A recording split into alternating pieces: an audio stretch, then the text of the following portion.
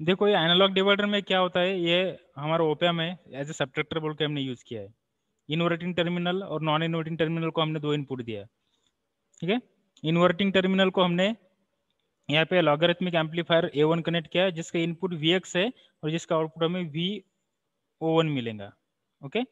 और जो non inverting terminal है उसको हमने लॉगरिथमिक एम्पलीफायर 2 का आउटपुट दिया एज ए इनपुट, जिस लॉगरिथमिक एम्पलीफायर का इनपुट Vy है उसका आउटपुट VO2 है। तो सब्ट्रैक्टर के इनपुट कौन से हो गए फिर, VO1 इन्वर्टिंग को और VO2 नॉन इन्वर्टिंग को, ओके। और सब्ट्रैक्टर सर्किट का क्या रूल रहता है कि जो फीडबैक रेजिस्टेंस रहता है वो हम कंपेंसेशन रजिस्टर बोल के यहाँ पे कनेक्ट करते हैं और दोनों की वैल्यू सेम रहती है। अब यहाँ पे अगर सब रजिस्टर की वैल्यू हमने इक्वल ले लिया तो हमें आउटपुट में सिंपली समय डिफरेंस मिलता है, ओके, दो इनपुट वोल्टेजेस का। अब यहाँ पे इनपुट वोल्टेजेस कौन से है, Vy है नॉन इन्वर्टिंग का और Vx है। तो एक्चुअली इसके जो इनपुट वोल्टेजेस है वो कौन से है, नॉन इन्वर्टिंग का इनपुट वोल्टेज VO2 है जो लॉगरिथमिक एम्पलीफायर A2 का आउटपुट है, और इन्वर्टिंग का वोल्टेज कौन सा है, इनपुट वोल्टेज कौन सा है, VO1 है जो लॉगरिथमिक एम्पलीफायर A1 का आउटपुट है, ठीक है। तो हम सिंपली VO3 को क्या लिख सकते हैं, VO3 is nothing but non inverting का वोल्टेज माइनस इन्वर्टिंग का वोल्टेज। तो नॉन इन्वर्टिंग का इनपुट कौन सा है, VO2 माइनस VO1, ठीक है। सो VO3 इज नथिंग बट क्या, VO2 माइनस VO1। पर VO2 क्या है, देखो VO2 is nothing but minus K1 log base C K2 into Vy। ये VO2 क्या है, देखो उसका इनपुट Vy है, इसलिए हम क्या लिखेंगे यहाँ पे, minus K1 log base C K2 into जो VO1 है।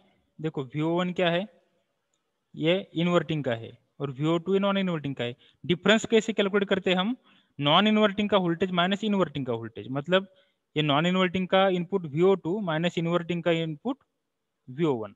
सो VO2 माइनस VO1, देखो VO3 is nothing but VO2 minus VO1।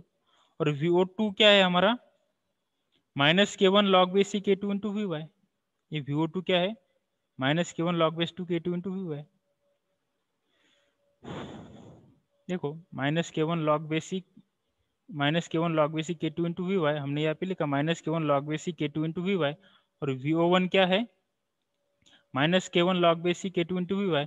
पर यहाँ पे माइनस साइन है तो minus into this minus, minus minus यहाँ पे प्लस हो जाएगा। और K1 log base K2 into Vx, K1 log base K2 into Vx, ऐसा लिखा। अब ये टर्म को हमने क्या कैसे लिख सकते हैं, ये K1 को हमने कॉमन निकाला। अब यहाँ पे ये जो दो टर्म है, ये दो टर्म का इसीलिए उन्होंने, ये हम उसको थोड़ा सा बाजू में रखते हैं, ओके, उनको भूल जाओ थोड़ी देर के लिए। मैं यहाँ पे डेरिवेशन लिखता हूँ ये। तो ये K1 जो है, हम उसको K1 को क्या करेंगे, कॉमन निकालेंगे। अगर K1 को कॉमन निकाला तो ब्रैकेट में क्या बचेंगे, यहाँ पे सिर्फ K1 को कॉमन निकालने का, और ये टर्म हम पहले लिखेंगे सपोज, क्योंकि ये पॉजिटिव इसलिए उसको पहले लिखेंगे। तो यहाँ पे क्या टर्म आएंगे, log base e K2 into Vy,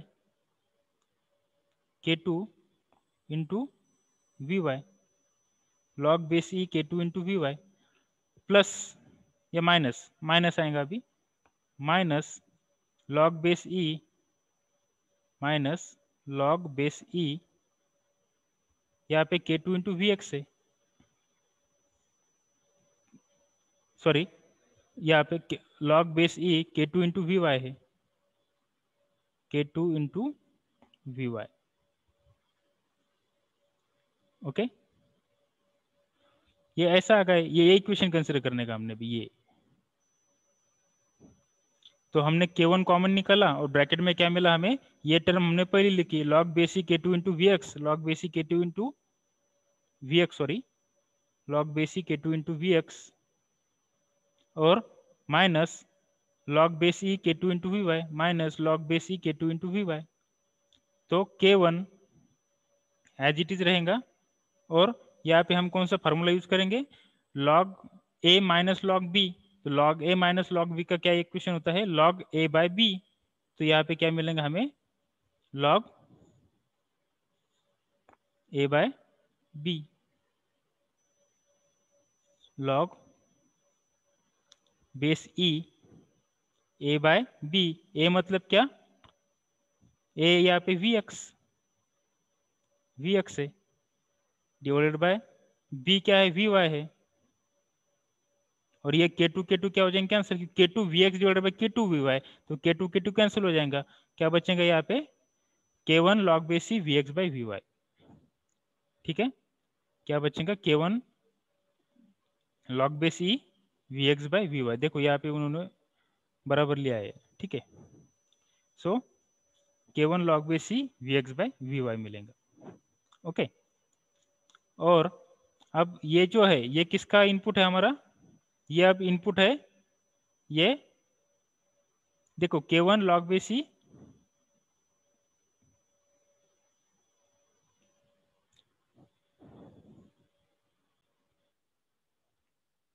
so K one log base C V x by we Y है।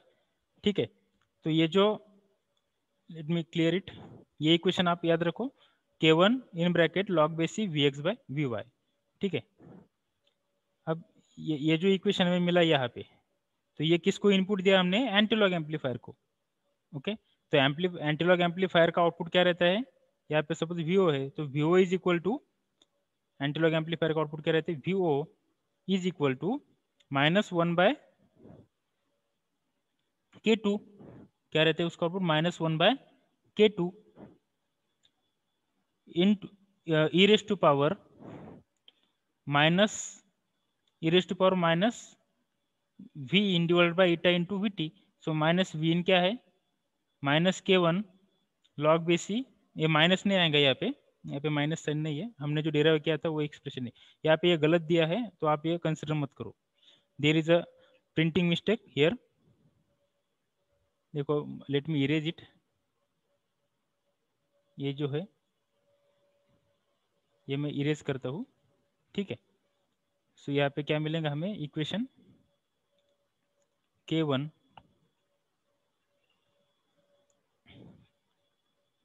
One log base E,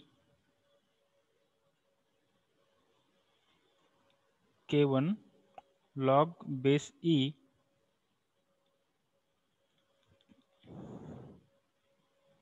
we X by V Y, V X divided by V Y. ठीक है, ये ऐसा मिलेगा हमें। ठीक है, अब ये किसको इनपुट है, ये एंटीलॉग एम्पलीफायर को इनपुट है। तो एंटीलॉग एम्पलीफायर का आउटपुट क्या रहता है यहाँ पे, -1 बाय के one, -1 by K to, sorry, तो ये के वन नहीं रहता है यहाँ पे, -1 बाय के टू एंटीलॉग मतलब ई रेस टू पावर, यहाँ पे माइनस साइन नहीं आएगा, यहाँ पे आएगा K one log base E V x by we Y, मतलब ये पूरा K one log base E V x by we Y. ठीक है, और उसके बाद ये जो है 1 बाई के टू एज इट इज यहाँ पे रहेगा, और E raise to power K one log base E V x by we Y, तो ये K one log base E जो है E raise to power K one log base E, तो यहाँ पे जो K one log base E V x by we Y है, ये जो आया हमारा ये K one log base E V x by we Y, तो ये हमारा इनपुट है। ई रेस टू पावर क्या रहता है यहाँ पे, E raise to power K one log base E V x by we Y, और उसको डिवीजन में क्या रहता है यहाँ पे, के वन रहता है।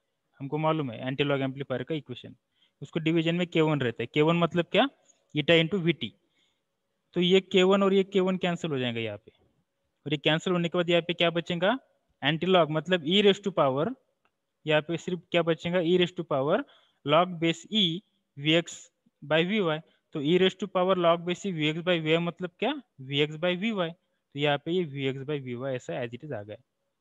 ओके, सो 1 डिवाइडेड बाई के two we x by we y is nothing but our output voltage expression. Okay, ये है हमारा output voltage expression. Output voltage expression में क्या मिला हमें,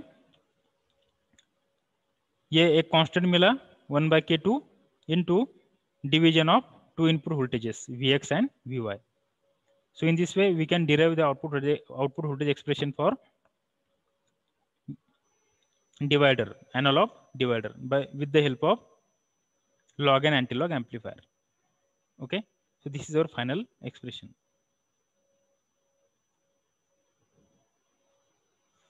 इस पे कोई डाउट है तो आप पूछ सकते हो।